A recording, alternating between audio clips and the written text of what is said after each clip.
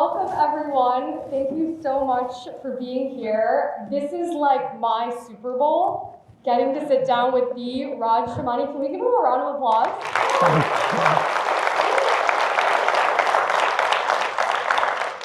Genuinely, Raj, as a podcaster, this is such an honor to get to share a stage with you, and I'm so excited to dig into your story. And I really want to start at the beginning. Today, you are India's #1 podcaster. You're number 25 in the world. You're an entrepreneur. You're an investor. But way before that, there was an incredible point of inflection in your childhood that I feel like set the stage for who you are today. At age 16, your father's health suddenly failed. You had to step into your family's business to support them. Can you talk about how your childhood and this point of adversity set the stage for the person you are today? First, I want to set like one fact straight. A lot of people think that at 16 I had no other choice because my father was so ill and I had to actually earn money to support and buy medicines and vegetables at home and all that bullshit. No. I don't know which media house actually wrote that and how they have celebrated into this. The simple fact was there was no point in my life where actually I had to go and support my family for money. Okay? The thing was, we were from a humble background. My father used to make around 40,000-50,000 profit per month. And that was a good life we were living. I just saw that my father got really, really ill. He got a diabetic attack. For 30-40 minutes, we thought it's a heart attack because he was not responding for a very long time. So that moment made me realize that I need to do something, because if he's not there, who's going to take care of my family, because he was the sole breadwinner in a family. So that was the story. It was not that I had to be on the road and actually do that. So point of inflection was I got serious in my life to go support him. That's where it started. The first thing which I did was I applied to almost every FMCG company I knew which was operating in India, because my father was running a soap manufacturing business. So I thought, let me apply, let me learn, get a job, learn how they've scaled, how they've become big, and then I'll come back to my family and start making this business big. So I applied to like 70, 80 companies, the HUL, ITC, Imami, I don't know what all, every company, nobody replied. because nobody replied, I had no other choice but to join my father. And then I joined my father. He gave me like about 10 or 50,000 rupees. And he told me that this is the only money that I can give you. Now you can either build your own product, join me, go sell, use this for marketing, hire somebody like a salesperson who will do it for you. I don't care. This is the only money that I have. And that's where things started for me. And that was the inflection point. Those 15,000 taught me everything that I know today. And you started Jadugar Drop, selling this dish detergent, but there also comes a point where you turn 17, you go speak at the United Nations, and you start to explore this career as a speaker. Can you talk about when you started to feel like, maybe I could be a content creator or media personality while you were also working with your father? See, the idea was promotion. It was not to go out and become a speaker to be celebrated all around the world. First, till I turned I think 19 or 20, first 3-4 years, the only idea was, let me go out on stages, because if I go out on stage, people will hear me. And once they listen to my story, my stuff, they'll start buying from me. So it was a promotion and a marketing tool. And that's why I wanted to become a really good speaker and get opportunities at stages, because I thought it's a free way of speaking all around the world. So I applied almost at every platform, every forum all around the world that I knew of. UN happened to be one of them. Until that point, it's very sad that I had no clue what UN was. Which is, it's embarrassing, but okay. So I had no clue what UN was. Somebody told me, I joined this organization, Toastmasters, I don't know if you know. Then I joined ISEC, I don't know if you know about that. So these were the organizations I joined as a student volunteer. Somebody there told me about UN. So I applied. And then they were looking for something called representative for UNIDO, if I'm correct about that. So I applied. I think 10,000-20,000 people also applied. I happened to be the lucky one who got chosen. because the first money that I made from my business with that I was doing with my dad, I actually donated that into helping underprivileged kids with their education and school supplies. That story UN really loved. So they picked me. Then I went to UN and started speaking. The most fascinating story about UN was my first ever speech there. When I was there, and you are in like a small room where a bunch of different people from different countries are there. Okay, and everybody is like almost like a polyglot. They know like 20 languages, I don't know how. So everybody is coming, they're speaking in their language, and then they're speaking in English, a bunch of things they're doing. So I went up on stage because I was so nervous and I was feeling so inferior, I forgot what I had to speak. तो मैं मेरी speech ऐसे start करता हूँ exactly okay Hindi में. मैंने बोला मुझे बिल्कुल आइडिया नहीं है कि मैं क्या बोलने वाला हूँ.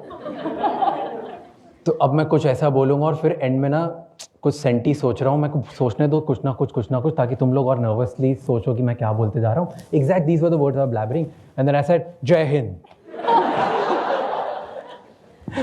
There were two Indians. I think one guy's name was Gaurav, who was working in atomic research something. He started clapping and laughing. Everybody in the room started laughing and clapping. And then I picked up my thoughts and started talking. So that was the best story I had. कि कुछ idea नहीं था मैं क्या कर रहा हूँ. But Jai Hind saved me. It just saved me. And after my speech, everyone who I met, everyone, they were like, Jai Hind was so emotional. Like, wow, thanks. I'm shocked you don't start every podcast saying that. No, now I know what to say. So at what point do you start to feel like this could really be a career of yours while you're still working with your family? This also happened not out of choice but out of force. Me and my dad, we fought. And because we were fighting over business, because business became really big. And I used to handle all marketing, sales, hiring, finance, HR, bunch of things. Dad used to handle purchase and operations. And me and Dad, we started getting our factory fights to home. And my mom used to be like, kya kar rahe ho yaar? So I thought it's better to stop this right here because I'm young, I can do something. And I thought there was like an ego fight between me and my dad, which solved like in 3 months, but तब तक मैं निकल चुका था. So that's what happened. Me and my dad, we fought, we discussed certain things. Dad said, do something of your own. I was like, why not? I started then watching Gary Vee at that point a lot. And because Gary was an influential figure who taught the world how to make your product viral or how to build a large company just by using power of phone. I was fascinated by it. So I started telling everybody that I started calling all my friends and networks and their parents, jinka bhi bada business tha, that I'm going to help you build your brand online because that brand will help you become so big. And there's this dude, Gary Vee, he's done it, I'll help you do that. Nobody bought that. Everybody said, क्या बेवकूफ बना रहा है, पागल हो गया ये. बेटा जाओ पापा को सॉरी बोलो, काम कर लो उनके साथ. But I was adamant, and because nobody was ready to give me, nobody was ready to become my client, I thought, let me become my own client. Let me actually build social media distribution, and then I'm going to show them that, see, here's the proof, do it. And that's where I started building Instagram. And then once I started building Instagram, for first 6 months, I was at my home. I would record like 3, 4, 5 reels a day. I would upload it online. And then I think 6 months later, I got a brand deal first time. They paid me 70,000 rupees for a reel. I was like, fuck, this is life changing. Like 70,000 rupees was a lot. Was this Upgrad? This is Upgrad, yeah. So Upgrad paid me 70,000 rupees, and I was like, shit, this is serious money. I can go to Bombay. 30,000 rent होगा. बाकी 40,000 बच जाएंगे. अगले महीने तक कुछ और figure out कर लूँगा. So I thought this is gonna be a thing. I'm gonna make a lot of money. अगर एक ब्रांड आ गई, मैं रोज भी एक ब्रांड कर लूँगा तो मैं अमीर हो जाऊँगा, right? I didn't know that रोज ब्रांड नहीं मिलती है. So I was naive. I moved to Bombay. I started, and the first 10 days, I started calling people left, right, center to get a brand, because the same principles why Upgrad gave me a brand deal. I started reaching out to people. I found out that B2B brands buy like give you more money than B2C brands. So I started reaching to B2B brands. So made some money, and then it became a thing that, okay, this is a serious career. I can make money out of it, and let me just expand into something. Until podcast started, podcasts, like I used to do here and there bunch, because I was recording reels every day.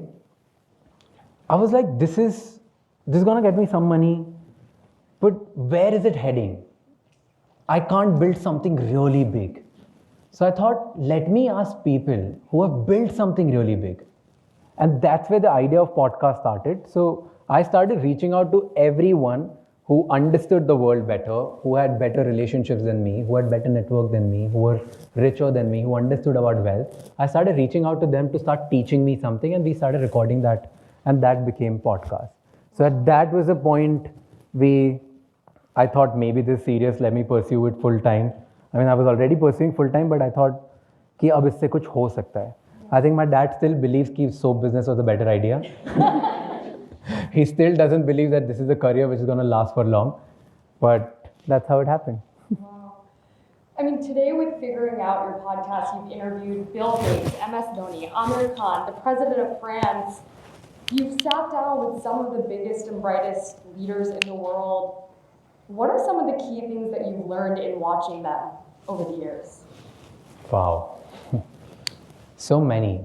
I'll tell you one which is absolutely every leader has in common. They eat incredibly boring lunches. They eat same food every day. I don't know why and how. Almost everyone I've met, the athletes, the world #1 champions, the presidents, the billionaires, they eat boring food. So I think there must be something in that. So that's one thing that they do right. Number two, all of them are almost like really good decision makers. Not good decision makers, really fast decision makers. They just want to do, like, if they want to do it, they do it. They don't actually think about it a lot. A lot of us, we think about lot of things so many times before doing. These guys, I don't know what they're made of, but they just keep taking decisions left, right, center. And even if they're taking wrong decisions, they back it up as if this is the best decision in the world. And they're almost backing it to the point that they're assholes about it, which is a great quality, don't get me wrong. So that's the second thing. Third, which I feel most of the people who I have had an opportunity to meet, they don't do complex things. In fact, they only do simple things. Like, they would be asking themselves the question like, what's the craziest idea? ये नहीं पूछते वो पूछते हैं खुद से that what is the most obvious thing that we're missing? And then they go do that obvious thing. So I think that's a very fascinating thing which I have learned, and I've started inculcating that in my life. What's the most obvious next move that I have to do? And that's another thing that I've noticed in them. Okay, so now I have to ask you, what is the most obvious next move that you're going to do? I'm pretty vocal about it. Everybody must be knowing it already. I'm a loudmouth. I talk about my dreams, my next move, my everything very often, very out loud in public, almost to the point where sometimes it's embarrassing because if it doesn't happen, people are going to call me out very bad. So next obvious thing is the world domination, going out in the world, being #1 in the world, being the most followed, most ranked, most viewed, whatever there is, whatever framework you want to put it. I want to be that podcaster in the world. So I'll be #1. That's the most obvious move next. I think that deserves